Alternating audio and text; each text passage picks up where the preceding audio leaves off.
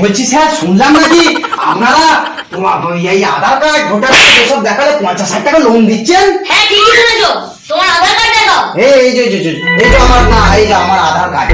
আধার card তো 7788 হবে তো? হবে তো? হ্যাঁ তুমি দাঁড়াও না। ঠিক আছে, আধার কার্ড এবার প্যান কার্ড দেখাও। এই যে, এটাই তো প্যান কার্ড। হ্যাঁ হ্যাঁ হ্যাঁ, এই যে তো দেখি দেখি একবার। স্যার বলছি আমি পাবো তো 50,000 টাকা? তুমি একটু সবুর করো না। হ্যাঁ ঠিক আছে, প্যান কার্ড দেখাও, ভোটার কার্ড দেখাও। আমি সব এনেছি, আমার 50,000 টাকা খুব দরকার। এই দেখুন, দাঁড়ান দেখুন স্যার। দেখি। ঠিক আছে, এবার তোমার স্ত্রীর ডকুমেন্টস দেখাও। স্ত্রীর ডকুমেন্ট মানে? মানে তোমার বউয়ের ডকুমেন্টস গুলো দেখাও। তা আমার বউকে নিয়ে আপনি কি করবেন? আমার তো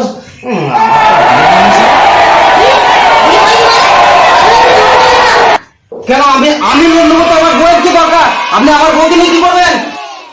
না না, তোমার বউকে নিয়ে আমার কোনো কাজ নেই। এটা হলো আমাদের কোম্পানির রুলস।